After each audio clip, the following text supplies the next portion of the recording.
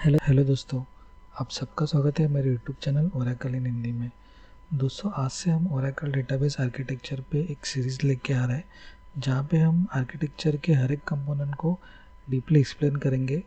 कौन कौन से कंपोनेंट आते हैं आर्किटेक्चर में, किस कंपोनेंट का क्या यूज़ है, सब चीज़ें डीपली हम लोग एक्सप्लेन करेंगे। तो जिनको भी आर्किटेक्चर सीखना है या जो भी ओरेकल में नए हैं, उनके लिए सीरीज़ बहुत फ़ायदेमंद साबित हो सकती है। तो आप ये सीरीज़ में बने रहना। दोस्तों, अब ओरेकल की हिस्ट्री के बारे में थोड़ा जानते हैं। तो लैरी एलिसन, बॉब माइनर और ईडी ओट्स, इन तीनों ने मिलके ये कंपनी स्टार्ट की थी 1977 में। तभी उसका नाम रखा था सॉफ्टवेयर डेवलपमेंट लैबोरेटरीज (HDL). और बाद में इन्होंने 1979 में इसका नाम चेंज करके रिलेशनल सॉफ्टवेयर रखा था। और फाइनली 1983 में उन्होंने उसका नाम ओरेकल कॉरपोरेशन रखा है। तो तब से आज तक ओरेकल कॉरपोरेशन ये दुनिया की एक सबसे बड़ी डेटाबेस बिजनेस वाली कंपनी है। दोस्तों, व्हाट इज़ ओरेकल? ओरेकल क्या है? तो ओरेकल एक रिलेशनल डेटाबेस मैनेजमेंट सिस्टम है। तो नॉर्मली लोग इसे ओरेकल डेटाबेस या ओरेकल डीबी नाम से जानते हैं।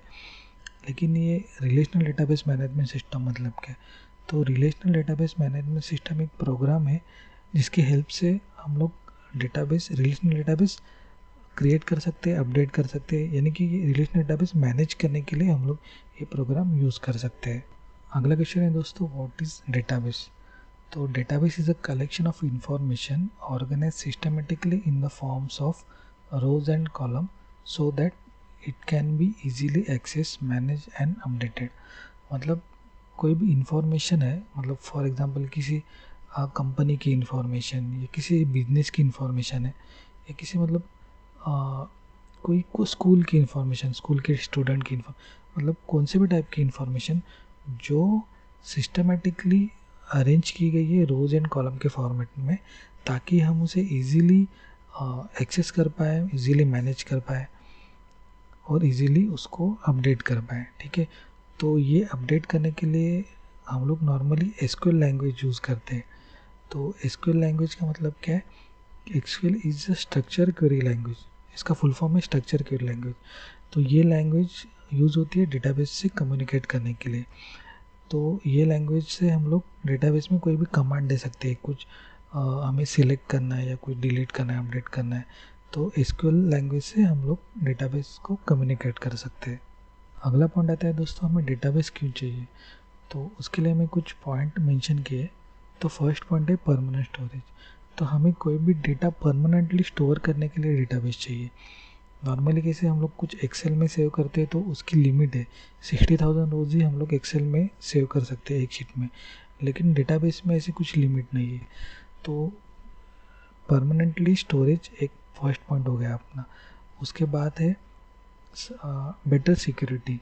तो बेटर सिक्योरिटी के लिए हमें डेटाबेस चाहिए, क्योंकि डेटाबेस की हेल्प से हम लोग सिक्योरिटी मेंटेन कर सकते हैं। मतलब यूज़र लेवल पे कुछ पासवर्ड डाल के, मतलब इस टाइप की सिक्योरिटी हम लोग डेटाबेस लेवल पे मेंटेन कर सकते हैं। तो उसके लिए हमें डेटाबेस चाहिए। थर्ड पॉइंट है हाई अवेलेबिलिटी। इसका मतलब कि हमारा जो बिजनेस है वो 24/7 चालू रहे या उस विदाउट डाउन टाइम, उसके लिए हमें डेटाबेस की ज़रूरत है। फोर्थ पॉइंट है परफॉर्मेंस। परफॉर्मेंस मतलब कुछ भी डेटा हम लोग निकाले तो वो क्विकली हम लोग मिलना चाहिए, या कुछ चेंज करना है तो उसमें जो हम चेंज करेंगे वो फटक से चेंज होना चाहिए। तो ये सब फैसिलिटी हमें डेटाबेस में मिलती है, तो इसके लिए हमें डेटाबेस चाहिए। फिफ्थ पॉइंट आता है डेटा बैकअप।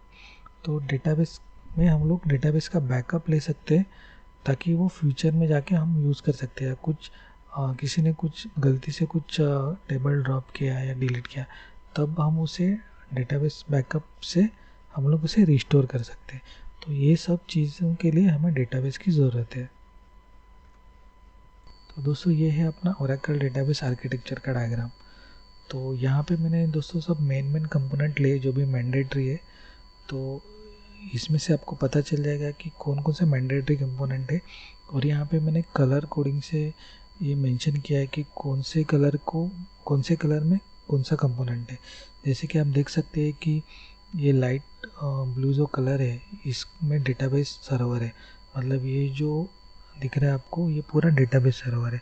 तो इसके अंदर दो मेन कंपोनेंट है, डेटाबेस इंस्टेंस और ये डार्क ब्लू कलर का डेटाबेस, ठीक है। तो डेटाबेस और डेटाबेस इंस्टेंस ये मिला के डेटाबेस सर्वर बना है, ठीक है। तो ये कंपोनेंट के अंदर भी बहुत सारे कंपोनेंट हैं, जैसे कि HGA हो गया या बैकग्राउंड प्रोसेस हो गया। बैकग्राउंड प्रोसेस में भी ये 5 मैंडेटरी प्रोसेस है, SMON, PMON, liberator, log writer, चेक पॉइंट। HGA में ये 5 इंपॉर्टेंट है, shared pool, database buffer cache, redo log buffer, large pool, Java pool.